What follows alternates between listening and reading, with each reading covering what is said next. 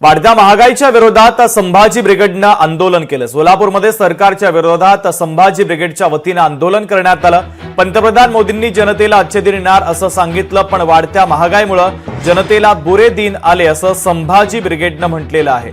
सर्वसामान्य नागरिकांना महागाईच्या खाईत लोटल्याचा ठपका देखील त्यांनी सरकारवर ठेवलेला आहे। जोरदार घोषणाबाजी करत हातामध्ये बॅनर घेत हे आंदोलन सरकारच्या विरोधात करण्यात आलेलं आहे।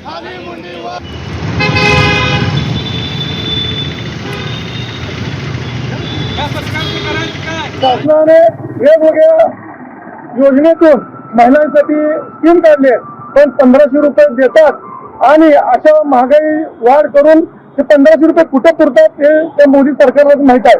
कारण एवढी महागाई वाढलेली असते, साधा एक पाण्यासाठी माठ घ्यायचं म्हणजे तर 300 रुपये त्याची किंमत आहे, तर 1500 रुपयामध्ये चूल पेटील का गोरगरिबाची?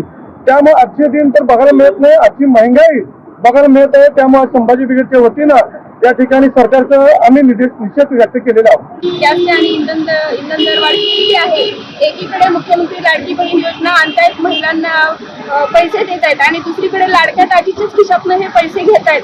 ह्या लाडक्या दाजीचे पैसे घेतल्यामुळे शेवटी आम्हाला महिलांनाच ह्या गोष्टीची झळ लागायला लागलेली आहे। सगळ्या गोष्टी महागल्यामुळे याचा फटका निश्चितच गृहिणींना बसत आहे। संभाजी ब्रिगेडच्या माध्यमातून या मोदी सरकारचा आम्ही निषेध व्यक्त करत आहोत। लोकशाही मराठी ऐका, पहा, जागरूक रहा।